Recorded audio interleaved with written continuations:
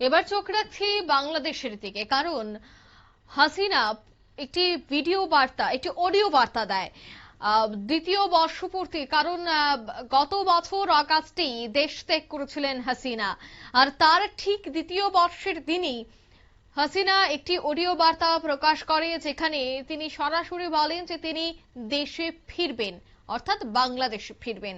তার এই বার্তার পরে তীব্র দিল্লি ঢাকায় চাপানোতর বেড়েছে। হাসিনা কার্ড খেললে বন্ধুত্বের সম্পর্কে কি প্রভাব পড়বে? ভারতকে জানালো বাংলাদেশ। বিস্তারিত সে বিষয়ে জানবো। টেলিফোন লাইনে যুক্ত হয়ে গেছে প্রতিনিধি সৌম মুখোপাধ্যায়। সৌম, ঠিক কি জানতে পারছো? এখন 2024 সালের 5ই আগস্ট গণ অভ্যুত্থানের কারণে দেশ ছাড়তে বাধ্য হয়েছিলেন বাংলাদেশের তৎকালীন প্রধানমন্ত্রী শেখ হাসিনা। তারপর থেকে কিন্তু বাংলাদেশের কি হচ্ছে না হচ্ছে আমরা পুরো বিষয়টাই লক্ষ্য করেছি।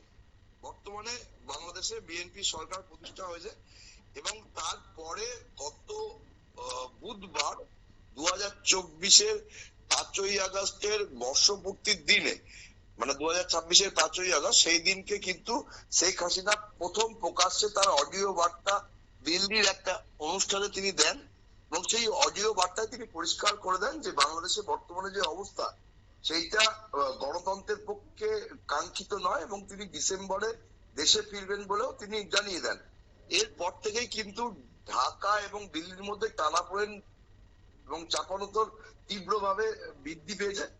শনিবার দিন বাংলাদেশের যিনি স্বরাষ্ট্রমন্ত্রী সালাউদ্দিন আহমেদ তিনি পরিষ্কার বলেন যে ভারত গণ অভ্যুত্থানের মুখে পালিয়ে যাওয়া প্রাক্তন প্রধানমন্ত্রী শেখ হাসিনাকে সেখানে বসে রাজনৈতিক তৎপরতা চালানোর সুযোগ করে দিলে বাংলাদেশের সাথে তাদের যে বন্ধুত্বপূর্ণ সম্পর্ক সেটা নিয়ে তাদের নতুন করে ভাবতে হবে।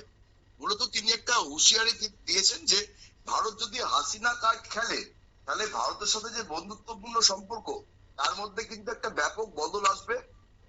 এই বিষয় নিয়ে কিন্তু তিনি একটা হুঁশিয়ারি দিয়েছেন। ভারতের তরফ থেকে যদিও শুক্রবার স্পষ্ট করে দেওয়া হয়েছিল যে শেখ হাসিনা যে অডিও বার্তা দিয়েছে তার সঙ্গে ভারত সরকারের বা নয়াদিল্লির কোনো যোগাযোগ নেই, তারপরেও কিন্তু শনিবার দিন বাংলাদেশের স্বরাষ্ট্রমন্ত্রী সালাউদ্দিন আহমেদ তিনি পরিষ্কার হুঁশিয়ারি দিয়েছেন যে শেখ হাসিনাকে নিয়ে যদি ভারত মনে করে যে শেখ হাসিনা কার্ড খেলে তিনি বাংলাদেশের সরকারকে চাপে রাখবেন, তাহলে কিন্তু বাংলাদেশের সাথে ভারতের যে বন্ধুত্বপূর্ণ সম্পর্ক তার নতুন করে সমীকরণ তৈরি হবে।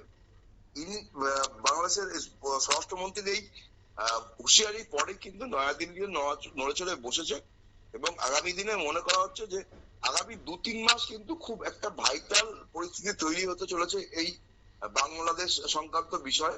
কারণ বাংলাদেশ যেভাবে চীনকে তাদের দেশে পরিকাঠামো তৈরি করার সুযোগ দিচ্ছে বা ভারত সম্বন্ধে যে ধরনের মন্তব্য করছে এটা অনেকদিন ধরেই চলছে।